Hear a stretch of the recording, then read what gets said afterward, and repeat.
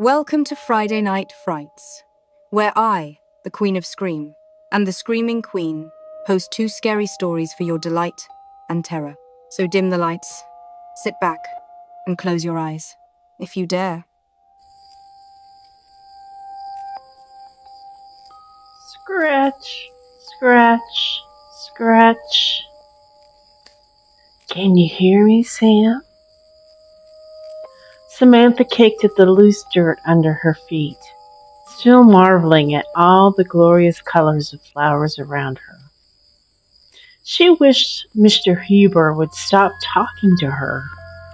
She was trying very hard to behave, to not hear him, to not listen, and certainly to not use her out loud voice to answer. People would not approve. Mrs. Huber would not approve, especially Mrs. Huber. She gave the old woman a quick glance, quickly dropping her eyes at the intense stare that met her gaze. She knows what I'm doing. You better stop, Mr. Huber. She's going to get her Bible and start lecturing me again. But Mr. Huber was insistent. Give her a message for me, just this once. You can do this. I want her to know everything's okay. Tell her I am going on to my great reward with my Heavenly Father, not the fires below that silence you forever. Samantha knew Mrs. Huber would be angry as she passed along the message. She wasn't supposed to do that. That was the devil's handiwork.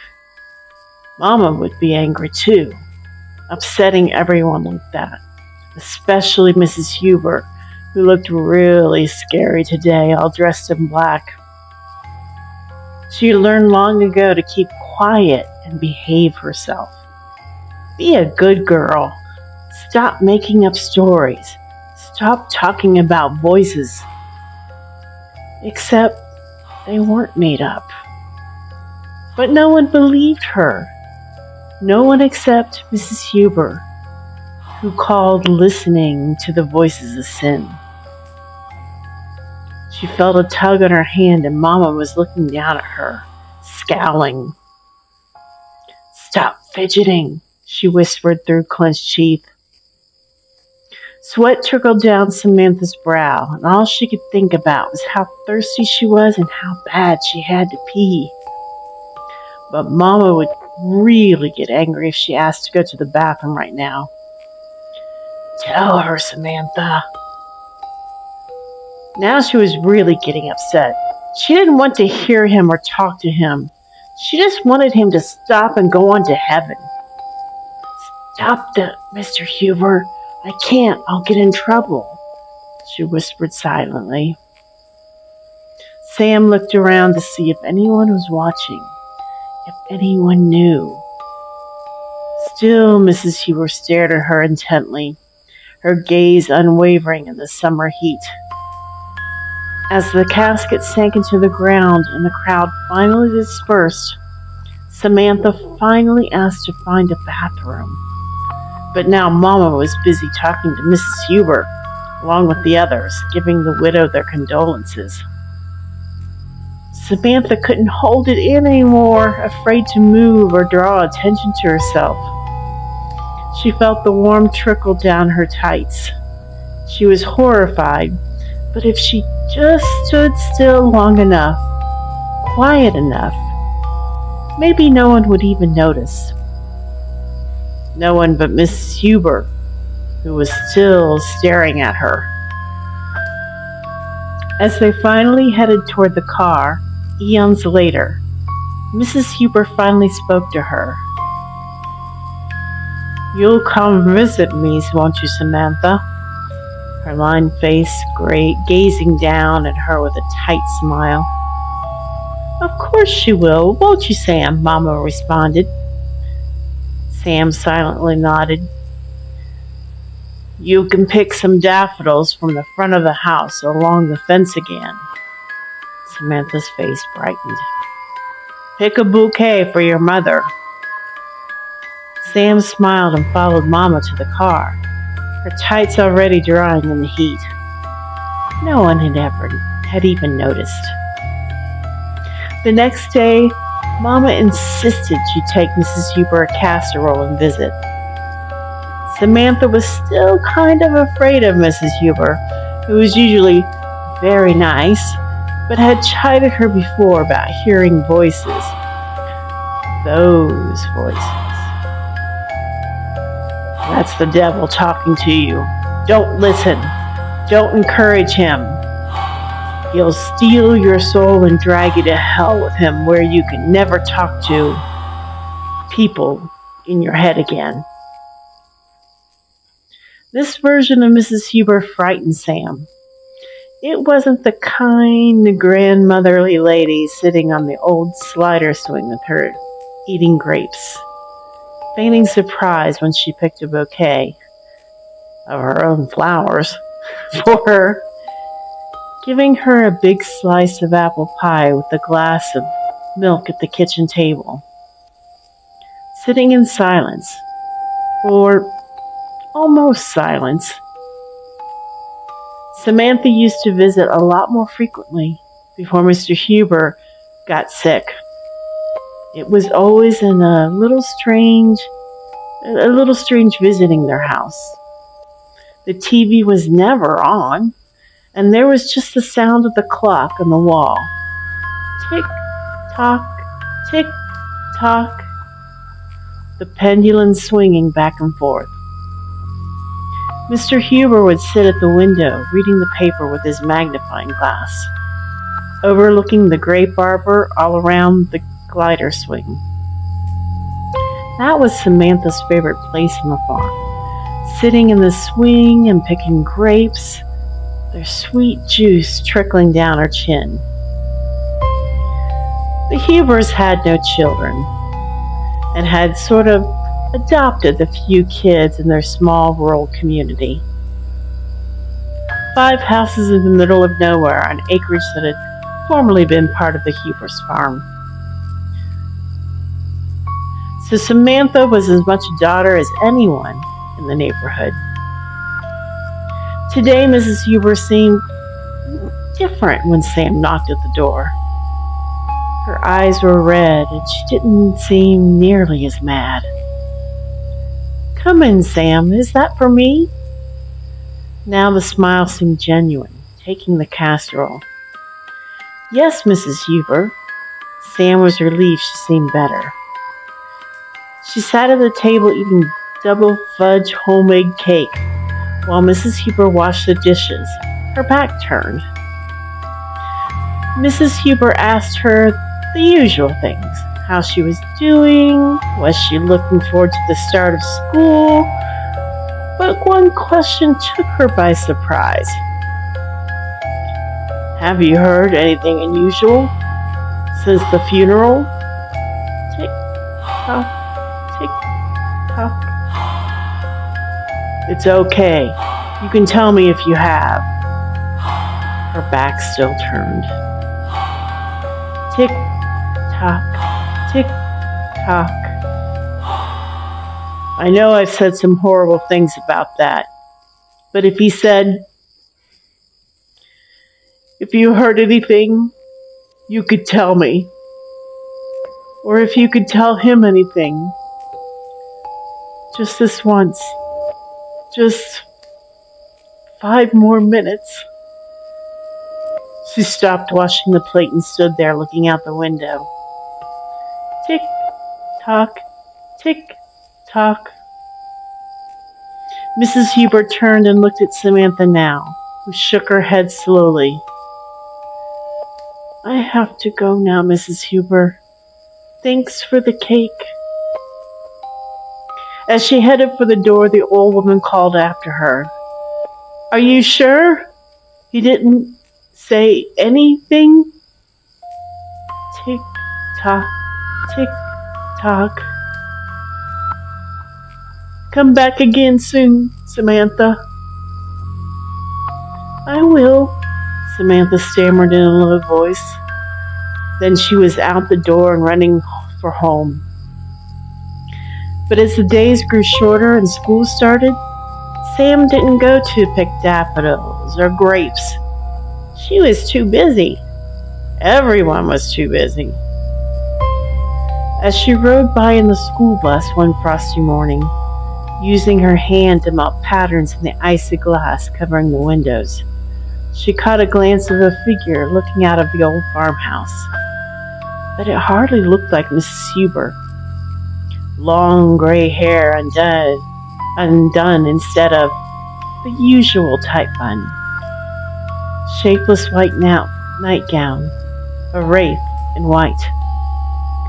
Samantha waved and Mrs. Huber waved back, a slight smile across her face. When the Christmas season set in, Samantha played in the snow, building a snowman in the front yard, when Mama called to her. "Sam, come here. Take Mrs. Huber a Christmas present." She grabbed the package, snow crunching under feet, humming as she trudged her way to the old brick farmhouse, a splash of red and all the white.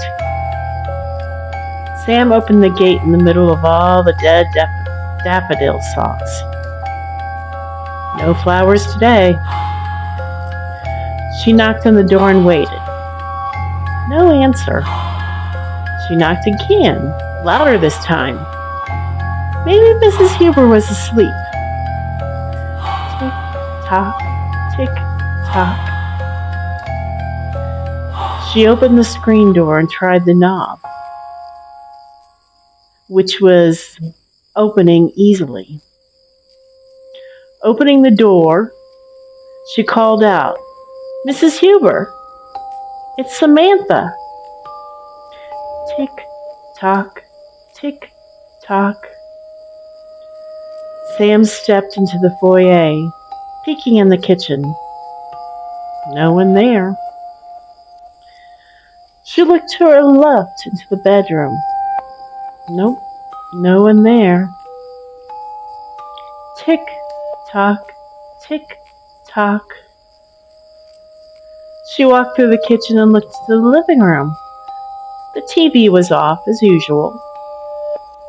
Tick-tock, tick-tock. As she turned around in the dimming light, something caught her eye outside in the yard.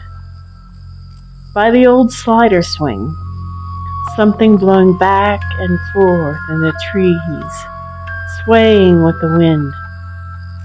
Something in white, swinging like the pendulum of the clock. Tick-tock, tick-tock. She listened in the dark still of the house, but no one spoke to her. Tick-tock, tick-tock.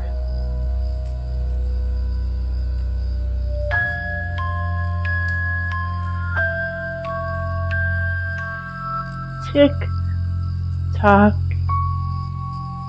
tick-tock.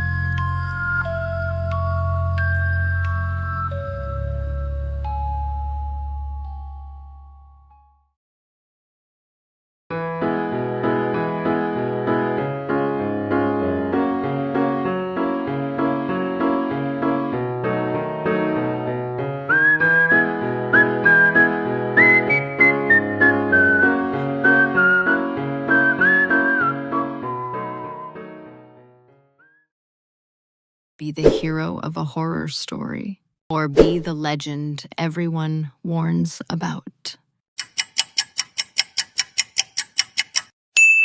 Be stuck in a cursed book, or be stuck in a cursed movie. Be bitten by a werewolf, or be bitten by a vampire. Be chased by Michael Myers, or be chased by Jason Voorhees.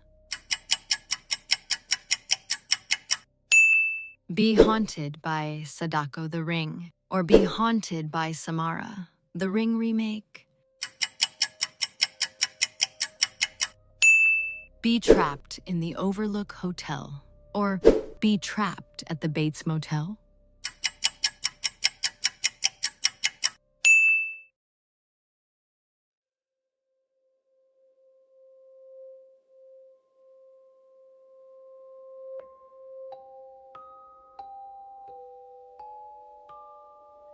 The second story of the night is called The Proxy.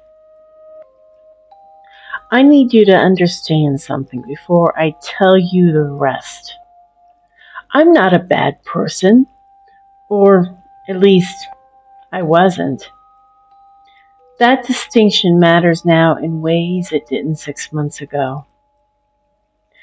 The ad was posted on one of those gig economy apps that people with graduate degrees and empty bank accounts haunt at 2 a.m. Pain management study. $5,000 for 2 weeks. Minimal risk. Confidential. The contact was a Gmail address, too many numbers in it, which should have been my first red flag. But I had student loans that were developing their own interest loans, and my adjunct professor's salary was subsidizing approximately nothing.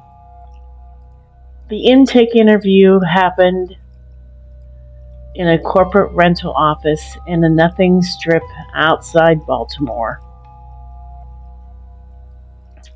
The kind of place where the previous tenant's sun-faded poster is still on the wall and everything smells like new carpet trying to cover up old cigarettes.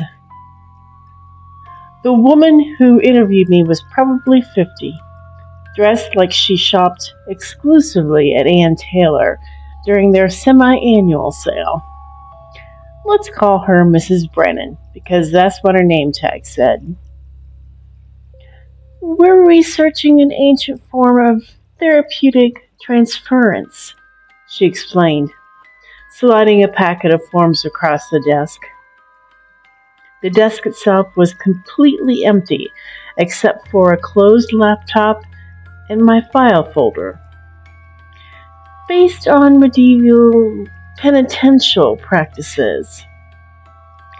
Flagellants, I said. I have a doctorate in religious history.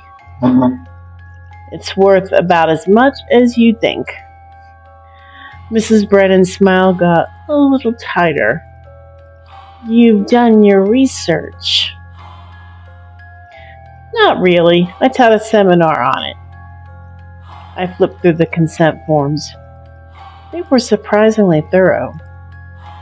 26 pages of legal language that basically said, we're going to do something to you, it might hurt, and you can't sue us, and you're not allowed to talk about it. This seems elaborate for a pain study.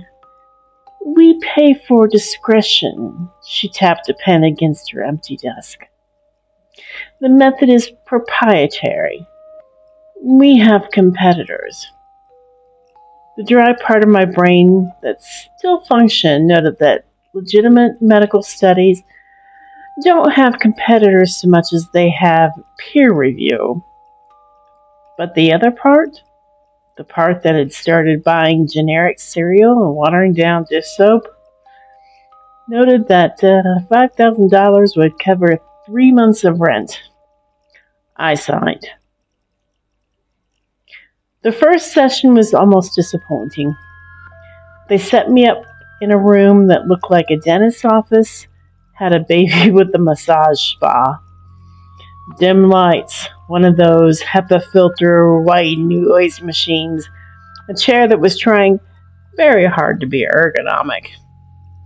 Mrs. Brennan was there, along with a man she introduced as Dr. Keller, who had the kind of deliberately calm voice that people use on both toddlers and the mentally ill.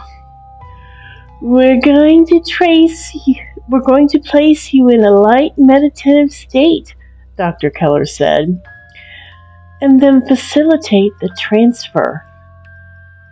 Transfer of what? Suffering, Mrs. Brennan said simply. They had me listen to a guided meditation through expensive headphones. The kind of thing you'd find on a wellness app. All breathing and progressive relaxation. I almost fell asleep. Then I felt it. It started as a headache. Not a bad one, maybe just a 5 out of 10. The kind you get from reading on your phone in the dark. Then it sharpened, localized right above my right eye, and suddenly I was remembering something I never experienced. A fight. Screaming. The particular shame of having something unforgivable or having said something unforgivable to someone you love. Except it wasn't my memory.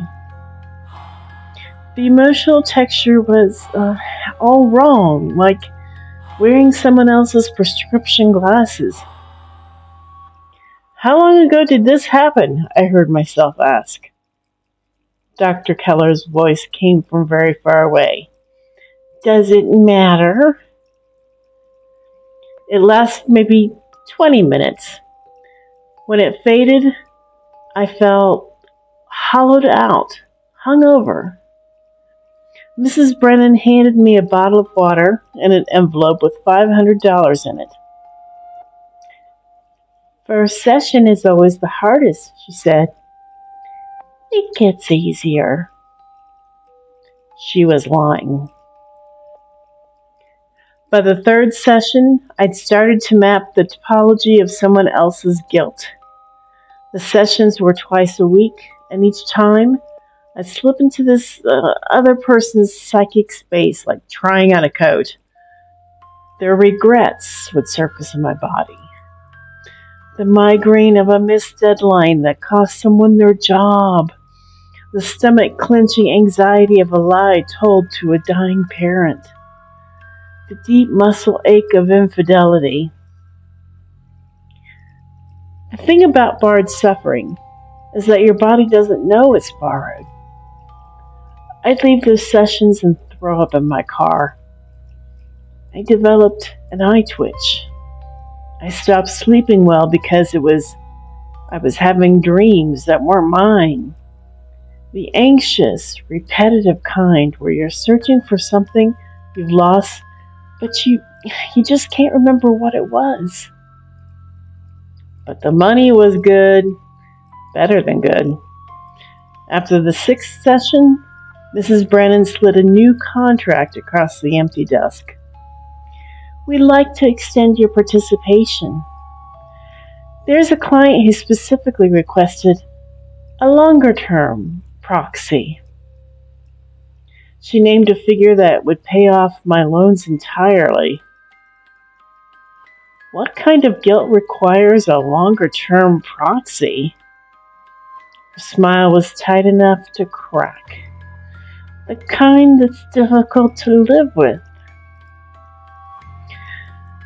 I should have walked away. I'm very aware of this now. But I was 29 years old, buried in debt, from a degree that qualified me to explain the counsel of something or other to undergraduates who were mostly hungover, and I was tired. So tired. I signed the second contract. The first time I felt the urge to hurt someone, I was in the line at the grocery store. It came on suddenly, a flash of ideation so vivid it felt like a memory. I saw myself grabbing the hair of the woman in front of me, slamming her face into the conveyor belt, saw the blood, the teeth, felt the satisfaction. I dropped my basket and walked out. Sat on my car with my hands shaking, trying to understand what had just happened. This wasn't guilt. This was something else. I called Mrs. Brennan. Intrusive thoughts are normal, she said in that Ann Taylor voice. You're processing someone else's psychological material. Your mind is trying to make sense of unfamiliar emotional content. This wasn't an intrusive thought. It felt like I struggle for the word, like a compulsion. A pause. Have you acted on any of these thoughts? No, Jesus, no. Then there's no problem. Her voice softened just a fraction. This is temporary. The transference cycle completes in 6 more weeks. You're doing important work. I wanted to ask what kind of person's guilt manifested as homicidal fantasies. But I also had $4,000 in my bank account and a strange, creeping certainty that asking questions would jeopardize that. So I didn't ask. The sessions got worse. They'd moved me to a different facility, somewhere out past the suburbs, where the office parks gave way to woods. The room was the same sterile setup, but now the sessions lasted longer. 2 hours. 3. I'd surfaced from the meditative state, feeling like I'd been swimming in someone else's sewage. And the thoughts got darker. I started seeing patterns.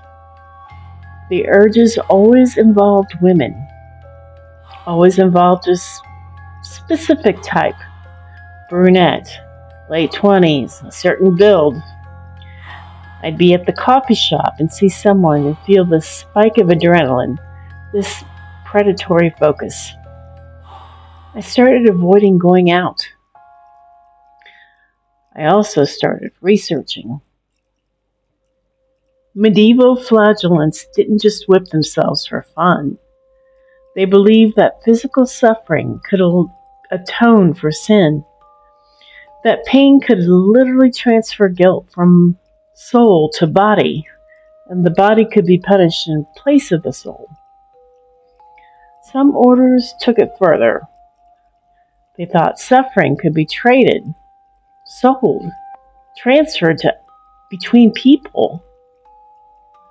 What if someone figured out how to make it work? What if there was a market for it? I pulled up news archives, started searching for unsolved crimes in the Baltimore, D.C. area, and I found them. 7 women over the past 18 months, all brunette, all late 20s, all found in wooded areas. No suspect. No leads. The most recent victim was found 3 weeks after I'd started the extended contract. I confronted Mrs. Brennan at the next session, walked into the empty office and said, I know what you're doing. I know whose guilt I'm carrying. She looked at me with the expression of someone who'd been expecting this conversation. Do you? You're running a service for criminals, rich ones. They pay you to transfer their guilt so they can keep... I couldn't finish a sentence. So they can keep functioning, Mrs. Brennan finished. Yes, that's exactly what we do. She leaned back in her chair. Do you know what happens to someone who commits certain acts? The weight of it destroys them. They can't work, can't maintain relationships. Many become suicidal. We offer relief. You're helping serial killers. We're helping sick people manage their sickness. Her voice never changed. And we employ people like you to do the work that harms no one. You experience discomfort. They experience relief. The alternative is that they either kill themselves or continue killing with no mechanism for coping. We reduce harm. I'm having their thoughts, their urges. Temporary psychic bleed. It happens. You're not going to act on them. How do you know? For the first time, something flickered across her face. Because we screen very carefully. We don't use people with latent tendencies. You're a proxy, not a participant. I wanted to believe her. God, I wanted to believe her. But the urges didn't stop. I started losing time. Small chunks at first. An hour here, an afternoon there. I'd come back to myself in my car in the parking lots I didn't even remember driving to. Once I found myself standing outside an apartment building I'd never been to, or at least with no memory of it and no memory of how I'd even gotten there. I stopped going to the sessions, stopped answering Mrs. Brennan's calls. The money didn't matter anymore. Nothing mattered except this growing certainty that something was very wrong with me. Then I saw the news report. Another victim, found in Rock Creek Park. Brunette, late 20s, strangled. I checked my phone for the date. The night she went missing was one of the time gaps.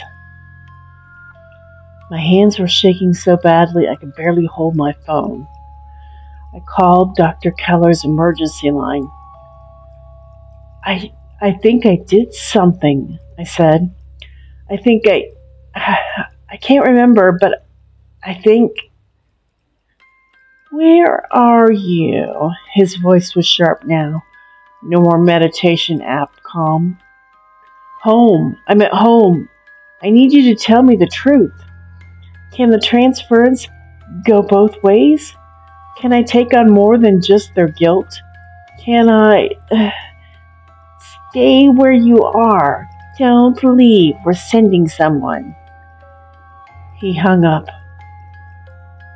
I sat in my apartment and waited. Thought about all the things I should have questioned. The empty desks. The corporate rental spaces. The way they'd isolated me. Moved me to different locations. The way Mrs. Brennan had never seemed surprised by anything I told her. The way she'd said, they screened carefully. The way she'd said, you're not going to act on them. Not, you can't, but you're not going to. As if she knew. As if she'd done this before. As if the memory hit me like cold water. Not someone else's memory this time.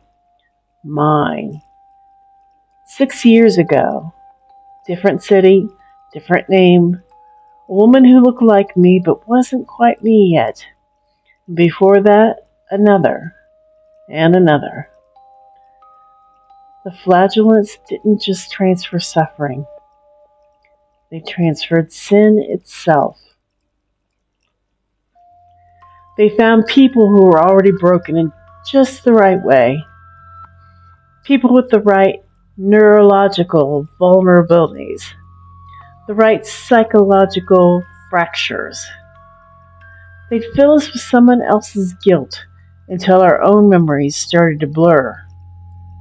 Till we couldn't tell which thoughts were ours and which were theirs. Until the weight of borrowed sin cracked us open and something else crawled out. Then they'd set us loose. And when we inevitably did what we were programmed to do, they'd bring us back, wipe us, give us new names, new backgrounds, new student loans, and new adjunct positions, and new desperate reasons to answer ads promising easy money. The perfect system. The client gets relief, the proxy gets paid, and when the proxy finally breaks and acts out the transferred compulsions, they get caught or killed or discarded, and the client is completely insulated. The clients don't even have to kill anyone. We do it for them. I pulled up my own news searches again. Different cities, different years, different names, but the same pattern. Always brunettes, always late 20s, always found in wooded areas, always after a proxy went missing. I don't know how many times they've done this to me, how many versions of myself I've been, how many times I've woken up thinking I was someone new, someone innocent, someone just trying to pay off student loans. The knock came at my door. Through the peephole, I saw Mrs. Brennan. Behind her, two men I didn't recognize. She smiled that Ann Taylor smile. "Dr. Morrison," she called out. She never used that name before. "We just need to talk. We can help you." Dr. Morrison. I pulled up my phone and searched the name plus my face. The results loaded. There I was, 5 years ago. Different hair, adjunct professor at a different university. Disappeared after being questioned in connection with 3 murders. Never found. Because they'd erased her. Erased me and started over. "Dr. Morrison, please open the door. You're confused. The transference can cause temporary dissociation. We can fix this." I looked at my hands. Were they the hands that had killed those women? Or were they the hands of someone who'd been made into a weapon? Does it matter? When they wipe you, when they rewrite you, when they hollow you out and fill you with someone else's sins until you can't tell the difference between borrowed guilt and genuine culpability, are you still responsible? The door shook. They were going to break it down. I had maybe 2 minutes. I'm recording this now because I need someone to know the truth. The proxy service is real. They have offices in every major city. They use different names, different fronts, but the method is the same. They find the desperate. They break them. They weaponize them. And when we burn out, they recycle us. Check the patterns. Missing women, missing adjuncts, contractor workers, gig economy ghosts. People no one will look for too hard. Cross-reference and with unsolved murders in those cities. You'll see it. They're breaking down the door now. Mrs. Brennan is telling me it's going to be okay, that we can fix this, that I just need to come with them. And here's the thing that's really terrifying. Part of me wants to believe her. Part of me wants to go with them. Let them wipe me clean again. Wake up as someone new. Someone who doesn't remember. Someone who gets a fresh start and $5,000 and a new name. Someone who doesn't have to know what she's done or what she's going to do. The door is giving way. I have to decide right now. Do I run? Do I turn myself in? Do I let them take me and start this whole cycle over again? Or do I finally, for the first time in however many lifetimes, do something they haven't programmed me to do? The wood is splintering. I can see Mrs. Brennan's face through the crack. She's smiling.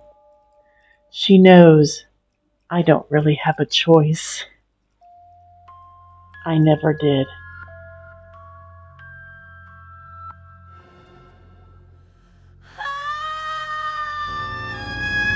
I hope we didn't scare you too much and see you again.